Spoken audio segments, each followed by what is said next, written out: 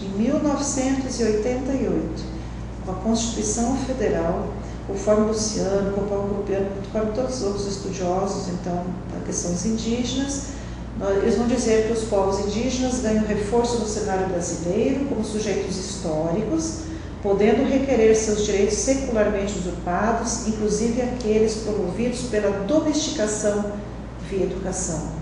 Que eles pudessem realmente ter então essa etnogênese, pudessem então saber quem eu sou, a que povo eu pertenço, que língua eu falo e entender que a sua identidade é tão importante como qualquer outra. E, com a Constituição Federal, surge uma nova forma de pensar a relação com os povos indígenas em nosso território, reconhecendo serem eles coletividades culturalmente distintas, abrindo um novo horizonte para o país como um todo, criando as bases para o estabelecimento de direito de uma sociedade pluriétnica e multicultural. Vejam só, quantos anos depois, 488 anos depois, nós começamos a ter uma Constituição que começa a garantir isso, E aí, ali está também exposto no artigo 210 da Constituição, que é assegurar às comunidades indígenas a utilização de suas línguas maternas e processos próprios de aprendizagem, isso é uma riqueza muito forte, Como é que é essa questão desses processos próprios de aprendizagem, Como é que se dá isso na comunidade? Como é que eu posso, dentro do currículo da minha escola, colocar aqueles saberes, aqueles conhecimentos que são próprios do povo? Além disso, no capítulo 7, então, que trata sobre os índios, lê-se esse artigo 231. São reconhecidos aos índios sua organização social, costumes, línguas, crenças e tradições, e os direitos originários sobre as terras que tradicionalmente ocupam, competindo à União demarcá-las, proteger e fazer respeitar todos os seus bens. Não é nem preciso dizer o que nós estamos passando neste momento, Quanta luta que já foram feitas e quantas lutas ainda terão de ser feitas para que nós pudéssemos ter realmente esses direitos garantidos, Bom, e a educação indígena, a educação escolar indígena? Qual é a diferença que nós percebemos isso, Educação indígena é aquela realizada pela própria comunidade, faz parte do processo de formação identitária da pessoa enquanto membro daquele povo. Ela envolve a sociabilidade da comunidade, Ela realmente observa aquilo que é próprio dele, seus valores simbólicos e materiais. É muito interessante a questão da língua. A língua é muito importante para a identidade de um povo, Para eles isso é muito importante, mas é importante saber que o fato de um indígena não falar sua língua não significa que ele não seja indígena. Que durante o tempo se cogitou, e se falou sobre isso. Lembra-se que nós vimos logo no início, que é o fato dele se auto-identificar, se autodenominar, E não simplesmente o fato dele falar ou não mais sua língua materna. Quer dizer, eu venho aqui, faço a imposição da língua portuguesa e depois então você não é mais índio porque você não fala mais sua língua materna. Então, há umas contradições aí na sociedade, Bom, na educação indígena estão os processos próprios de aprendizagem, que, de acordo com o artigo 210 da Constituição Federal, devem ser levados em consideração no processo de escolarização dos povos indígenas. A educação escolar indígena, é uma categoria recente, na medida em que a Constituição assegura o direito das sociedades indígenas a uma educação escolar diferenciada, específica, intercultural e bilíngue, Ela é, portanto, regulada pelo sistema de ensino estadual e o conjunto de leis do Estado brasileiro. Ela é relativamente recente, mas se nós pensarmos como historicamente foi feita pelos povos indígenas, pelos jesuítas, É uma educação não escolar indígena, mas de imposição de fora, né? E o que hoje tem, que é uma grande preocupação das lideranças indígenas, é que a educação escolar não entre em conflito com a educação indígena, ou seja, essa educação indígena, que é própria do povo, do seu modo de ver o mundo, da sua visão de mundo, da sua cultura, ela não pode ser confrontada, ou desconhecida, ou rejeitada, ou menosprezada em detrimento a currículo, que é aquele conhecimento global que também esses estudantes precisam ter, né?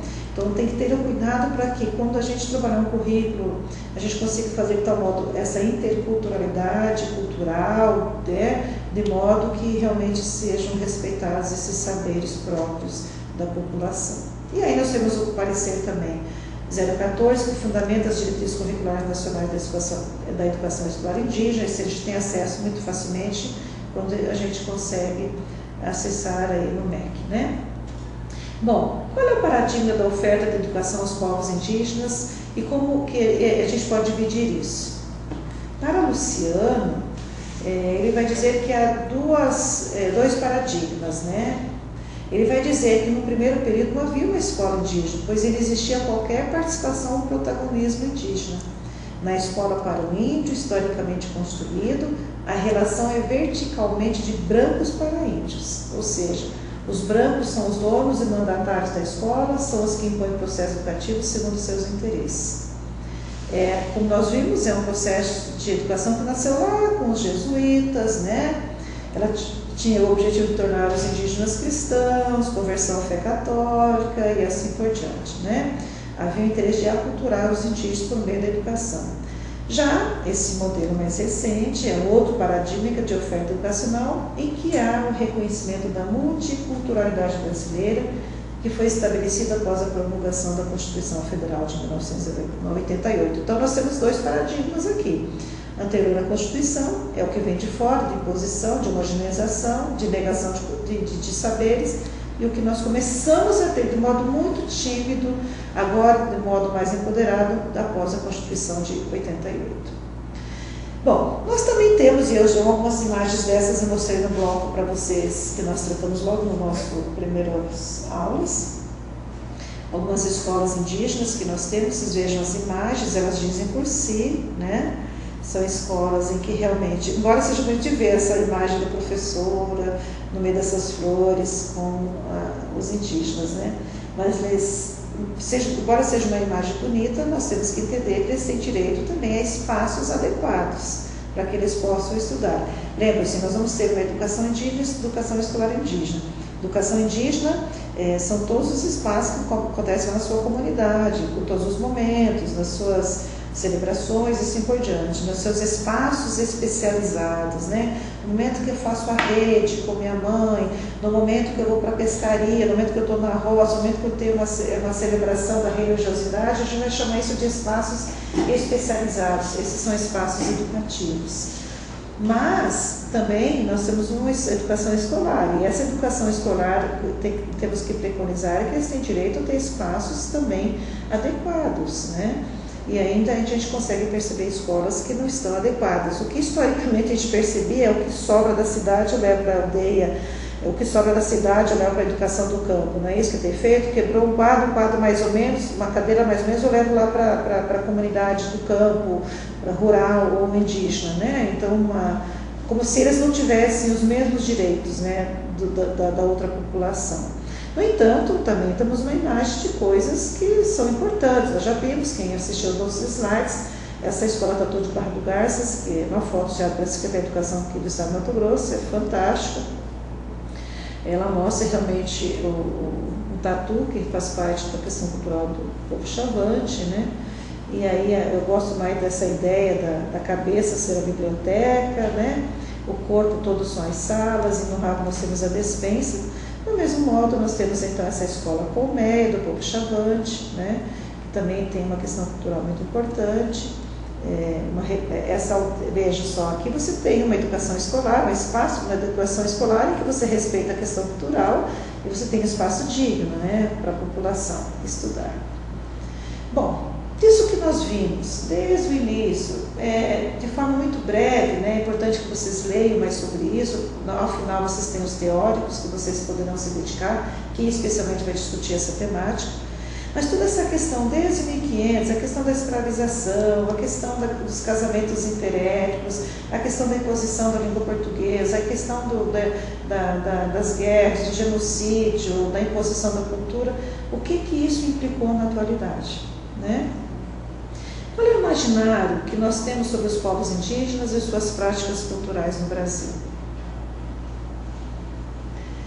Portanto, tudo aquilo que aconteceu fez com que esses povos indígenas fossem vistos como seres sem civilização, sem cultura, incapazes, selvagens, preguiçosos, traiçoeiros e indolentes.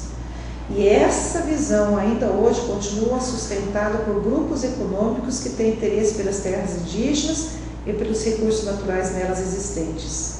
Os índios são taxados por esses grupos como empecilhos ao desenvolvimento econômico do país, pelos simples fatos de não aceitarem se submeter à exploração injusta do mercado capitalista, uma vez que são de culturas igualitárias e não cumulativas. A questão de você ter esse respeito, né? Não ter uma cultura de acumular, né? E aí a gente acha que a nossa visão capitalista é que tem que acumular. Então, e aí você impõe o seu jeito de ser. Se você não faz assim, você está errado.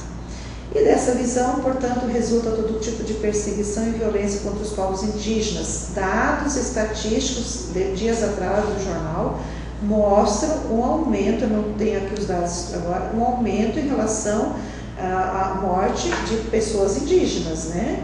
Então, assim, principalmente daqueles que lutam em defesa de seus territórios, dos seus direitos. Mas também ainda são vistos como seres românticos, sendo de pureza, como das lendas e dos romances. É só a gente lembrar do Guarani, é só lembrar de Iracema, de Alencar e assim por diante. Bom,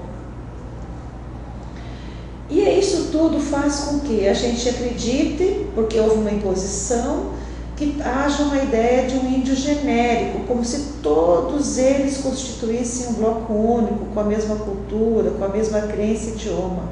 A gente coloca todos na mesma caixa e acha que todo mundo é igual, né? Outra questão é achar que a cultura deles é uma cultura atrasada e primitiva, ou achar que são povos exóticos. Então, assim, a gente tem que rever esses nossos conceitos. Na realidade, não há uma cultura atrasada e primitiva, né? E aí, quando a gente fala isso, a gente pensa que eles pertencem ao passado, obstáculo à modernidade, ao progresso, quando, na verdade, a população indígena produziu conhecimento, produziu ciência, produziu arte, poesia, música e religião. Só que isso foi tão fortemente negado que você começa a achar que isso não existiu, né? Só dá uma olhada para ver como é que foram e como é que são a construção, como é que se deu a questão da interação entre os povos.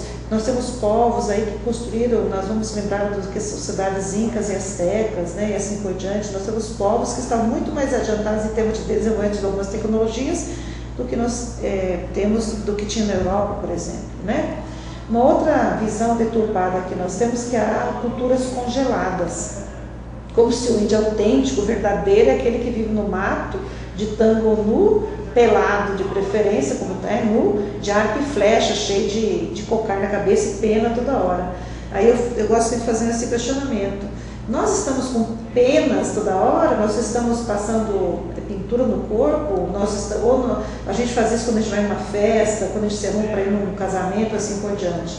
É como se pra gente, toda vez a gente tinha que estar daquele jeito, né? Sempre com os seus indumentárias, né? É como se nós, população não indígena, também todo momento estivéssemos daquele jeito que a sociedade cobra, como a gente vai numa festa. Então a gente tem que rever esses nossos conceitos.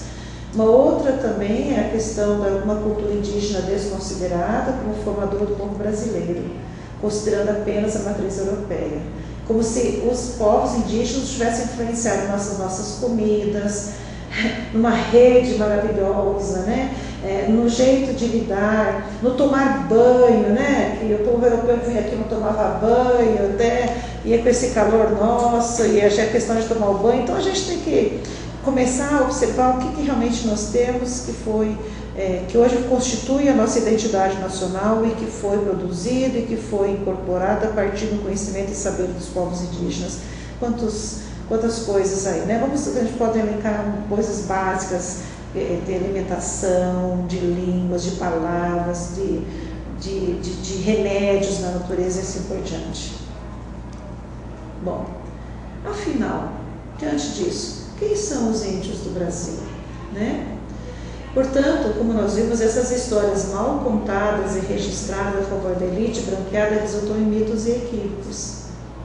Um mito do índio genérico, há um mito de que haveria uma inferioridade linguística, se tratava inclusive dizendo que eram gírias, que não eram línguas, né?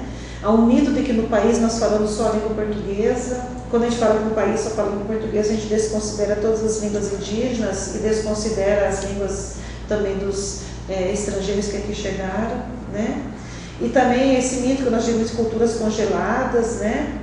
Como se nós também tivéssemos, se fosse falar de cultura congelada, então teríamos que estar no âmbito da caverna ainda, não usando roupa e assim por diante, não usando chinelo, né? Quer dizer, o que vale para o outro não vale para nós. É impressionante, né? Gente, a cultura é interacional, ela não é estática, ela não é congelada, né? E o fato deles terem contato, utilizar o celular, utilizar outras tecnologias, isso não faz com que eles deixem de ser indígenas. Ou que os índios pertencem ao passado. Gente, vamos olhar ao nosso redor, vamos olhar mais para quem passa na rua por nós, né? Os índios estão aqui, são povos que habitam o nosso país, né? E o outro quinto, então, dizer que o brasileiro não é índio. E para isso eu fiz um link aqui para vocês podem acessar então, esse é um blog do Daniel Munduruku, e que ele vai colocar uma crônica que vai falar assim: minha avó foi pega a laço. Isso que está no nosso imaginário, minha avó foi pega a laço. Aí ninguém vai questionar o que é esse pegar a laço, né? Na realidade, o que foi pegar e fazer com que aquela pessoa contra esse matrimônio com quem que não era do seu povo. Então, eu trago, e vocês vão ler sobre isso depois, vocês podem fazer o link aí. E o sexto equívoco que está tão no imaginário das pessoas, e a mídia colabora, né, muitas vezes para isso, é dizer que os índios só têm privilégio, né? Que privilégio é esse? Esses dias atrás, numa aula aqui, o nosso colega falou assim, sobre as cotas, por exemplo, né? Aí ele falou que ele queria, por exemplo, fazer agronomia. Não, ele é negro. Daí ele falou assim, naquela época, hoje fala que tem cotas, né? Mas ninguém se lembra de quando havia nas universidades as reservas para os filhos dos fazendeiros para fazer agronomia, né? Então aquilo não era cota é agora. Então assim, a gente tem que realmente rever esses conceitos. Eu trago agora para vocês algumas imagens. Essas imagens, então, essa é da esquerda, é um local que é do povo Iquipeng, eu estive lá em 2009. É uma moradia, ali dentro são várias famílias que moram, né? Esse é um espaço lá do Seu Manhão. Com o Seu Manhão eu aprendi a cumprimentar em Iquipeng. Quando você chega, você fala morenque e a pessoa responde corencolê. Então eu nunca esqueci isso, porque ele chegava perto de nós e falava isso para nós, né? Então vocês vejam por aqui a diversidade. Olha como é a construção do povo Iquipeng, né? Alta. Ela é muito grande, a gente não tem a dimensão aqui, né, mas é um espaço muito grande. E já no povo Inauê, também à direita, já é uma moradia mais comprida, longa. Também ali dentro você tem várias famílias que moram, então eles têm o seu espaço, eles têm assim, eles se agrupam, aquele núcleo familiar em determinados espaços, né? Só por aqui você já vê que há uma diferença, inclusive, no modo da sua arquitetura, da sua moradia, né? Bom, índio genérico não existe. Nós temos um índio que faz parte de um povo com uma história e práticas culturais particulares, né? Então nós vamos ter situações distintas, vivências distintas, visão de mundo distinto, Xavante, Guarani, Quixedê, Iquipeng, Carajá, Inauê, e assim por diante. São povos distintos, visão de mundo distintas, né? E aí nós já vimos que os termos genéricos de índio e indígena é resultado do processo de homogeneização. Nós vimos disso. E nós vimos que hoje eles se falam e se tratam como parente, justamente para que eles possam ter, em cima desse termo indígena e índio,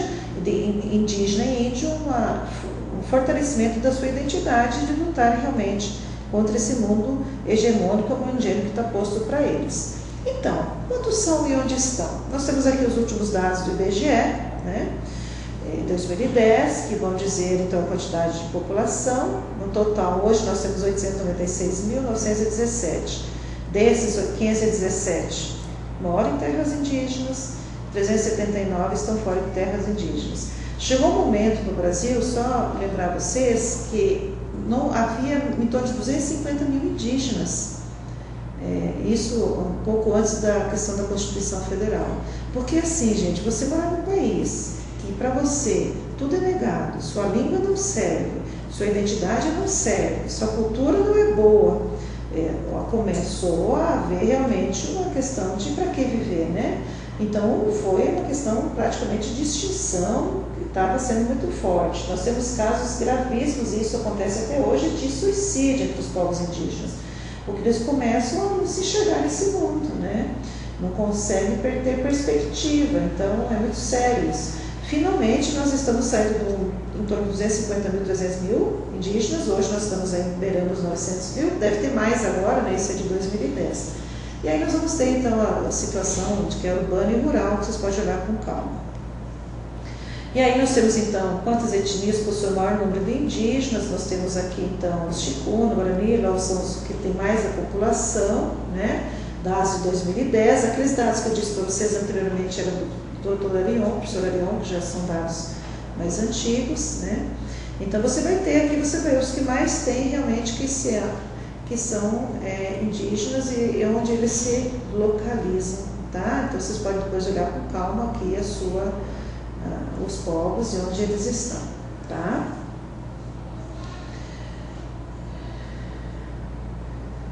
Aí, em 2010, esse dado, segundo o IBGE, 293 mil indígenas falavam 274 idiomas, tá? Ou seja, essa questão dos idiomas que estão postos aí, a questão das línguas, isso é uma questão que a gente tem que relativizar, porque às vezes é uma questão mesmo só de diferença, uma regional, então isso carece, como dizem os linguistas, de um estudo diferenciado, né? E aí o percentual então por região, né? Nós temos aí então esses 896 mil indígenas declarados, eles representam menos de 0,5% da população brasileira, de 305 etnias diferentes. Nós temos muito mais então incidência no campo, na zona rural, e nós temos 505 terras indígenas então em 2010, tá? Isso aqui é um pouquinho a população indígena por município. Vocês vão perceber que onde tem mais a bolinha maior é onde nós temos mais então povos indígenas, uma população maior, né? E quando as menores são menos. Vocês vão perceber, é óbvio que na região centro-oeste, aqui para a esquerda, nós vamos ter mais, porque vamos lembrar que os colonizadores chegavam pela costa, pelo litoral e entrando, né? E dizimando. Então você vai ter mais à esquerda. E à direita nós temos hoje povos que estão, aquela questão que nós vimos antes lá da etnogênese, que se identificam, né, que falam que são, independente de falar ou não mais a sua língua indígena. E aqui nós temos então os parques e terras indígenas, né, do país. Vocês vejam então onde que nós temos mais terras indígenas marcadas e parques, né? Os parques são esses espaços maiores, né, que nós temos realmente uma população maior, né. Se você olhar esse aqui mais ou menos centralizado, aqui no Mato Grosso, parte indígena, então lá do Xingu, né, são espaços em que nós temos mais terras para os povos indígenas. É normal que isso esteja mais para o norte e centro-oeste, por virtude daquilo que nós vimos anteriormente, né, que é a questão realmente de onde os colonizadores não haviam chegado, né. E hoje nós temos outras formas de colonização que estão sendo pensadas e propostas, né? Aqui nós temos também uma parte que está posto lá, para a gente ter uma visão mais próxima. Vocês podem olhar com calma depois isso daqui, tá? Bom, eu trago aqui para encerrar essa primeira parte, o cacique Odair, ele vai dizer lá de Santarém do Pará, ele vai dizer o seguinte: para quem questiona a minha etnia, eu quero convidar, venha até a minha aldeia, venha me conhecer. mas venha para ser alfabetizado por nós. Ser indígena hoje não é o mesmo de 200 anos atrás. O fato de usar camisa, celular, computador, casa de alvenaria, de jeito nenhum isso diz que eu perdi minha cultura. Se a gente não aprender com a sociedade, vamos ser como o indígena era 200 anos atrás, enganado, roubado. Hoje nós estudamos, o indígena hoje é um cidadão brasileiro. E aí eu trago mais algumas imagens, então, para falar sobre a questão do índio genérico. Então nós temos aqui, veja só a diferença aqui, só para a gente perceber. Nós temos então aqui em cima os alunos Chavante do Magistério Intercultural, do povo Chavante, e aqui embaixo nós temos então do povo Chiquitano. Se você olha a fisionomia, você vai perceber que eles não são iguais, o corte de cabelo é diferente, né? Então nós temos assim fisionomia diferente, para a gente acabar com essa ideia de achar que todos os índios são iguais, né? Aqui é o povo Iquipengue, se você observar em relação a outros, você vai ver o outro pessoal, né? O outro jeito, o outro culturalmente língua distinta, conhecimentos distintos, biotipo distinto. Então vamos acabar com essa ideia de achar que todos são idênticos, né? Esse aqui então, aqui dentro dessa turma, vocês podem olhar conforme depois, nós temos aqui 7 etnias diferentes, né? Kisejê, Juruna, Iquipengue e assim por diante. Se você observar com calma, você vai perceber a distinção. É interessante que quando a gente... uma das coisas que difere também, isso aqui já foi nos últimos dias de aula, eu fiquei com eles lá 15 dias,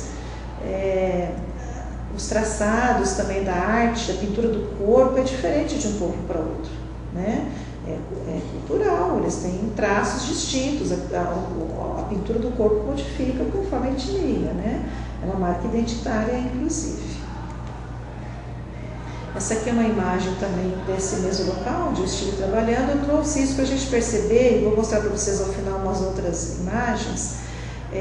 Vejam aqui o formato então dessa comunidade, né? Ela é circular. Se vocês olharem bem no início aqui aqui bem no início, aqui assim, é aquela casa do Manhão, que eu falei para vocês, aquela casa grande. Nossas aulas eram aqui assim. Esse aqui é o Rio Xingu, né? Que ele passa aqui na lateral da comunidade. Isso aqui foi quando nós estamos saindo lá no aviãozinho. Então você veja aqui o Rio Xingu, onde eles tomam banho, né? E aqui é onde eles então residem, né? Esse aqui eu trouxe para vocês perceberem. Então ali vocês viram que era circular, né? Esse aqui é um trabalho que foi feito pelo professor Benedito Santana, do povo chiquitano, e aqui ele vai mostrar a representação do espaço geográfico lá das aldeias Acorizá e Fazendinha deles. Veja que aqui não é circular, ela está em linhas, né? Você veja os traçados das linhas aqui, você percebe as estradas e onde as casas ficam. É outra maneira de organizar as comunidades, porque também é aquela visão de que como se tudo fosse circular, né? Então nós temos que começar a rever isso.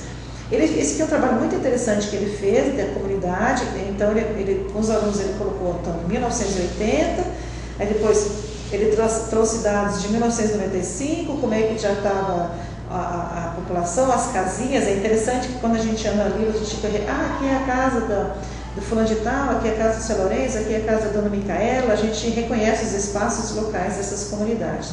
E aí nós temos então esse último mapa, que é o mapa da comunidade local. Hoje nós temos lá então esse trabalho. Vocês vão ver que aqui nós já temos hoje inclusive uma nova comunidade, né? Que eles têm, que a gente fala, eles chamam de Notuculcurcior, que é uma nova comunidade que foi criada junto com, em detrimento às duas que antes havia, né? Que é uma comunidade que está aqui, outra que está aqui, e nós temos hoje uma aqui no meio. Seguindo adiante, aqui nós temos mais umas imagens. Vou trazer algumas imagens, acho que a gente começar para pensar um pouquinho, né? Isso aqui é o povo Chavante, né? Uma dança das moças, mas que foi um dia que nós estávamos em aula. Aqui nós temos os homens Chavante também dançando. Aí eu quero que vocês observem então lá atrás a questão das casas, o formato, né? Você já percebe que é diferente das outras, né? O telhado é diferente, né? A organização é diferente. Aqui também nós temos eu trouxe essa foto especialmente para vocês observarem então a pintura corporal, né? Esse aqui é o povo chiquitano, essa aqui é uma foto lá do arquivo da escola, né? Então eles estavam num dia de festa entre eles, né? Daí eles vão se organizar, vão pintar e assim por diante. Vocês vão olhar o tambor, né? A questão do cocar, a questão da saia, das roupas que eles se utilizam. Tá? Aqui é o momento então que eles estão dançando. Essa aqui é na nova comunidade, canal do Cristo Puciorch, né? Que é outra comunidade que foi criada recentemente lá entre as duas aldeias de Ecorizal e Fazendinha. Esse aqui é o momento, dia de celebração deles lá. Eu trouxe também essas outras imagens para desconstruir essa questão do genérico, né? Veja só os formatos desses colares, todos eles têm significados distintos, né? São utilizadas sementes diferentes, né? Alguns usam osso de peixe, dente de animal, outros usam coquinho que eles cortam, né? E fazem o trançado. Outros se utiliza uma corda, esse da direita a gente chama de gravata chavante, né? Uma gravatinha chavante, isso eles usam isso. A hora que você olha isso daqui, você vai perceber, né, esse direito que é do povo chavante, assim por diante. E é muito interessante que já entre eles estão trocando, então já coloca também, como a gente faz, né? O colar da outra etnia, é muito, muito interessante isso daí. E eu trouxe também essa outra imagem à esquerda em cima, que é de uma construção com o telhado lá deles, né, lá do povo indígena lá do Xingu. Seguindo adiante, eu tenho mais algumas imagens aqui, então vocês vejam que aqui eu já tenho outro formato de casa, né? Aqui você também tem uma coisa mais circular, também, de uma comunidade chavante, que é aquela que nós vimos anteriormente, né, como é que eles se organizam.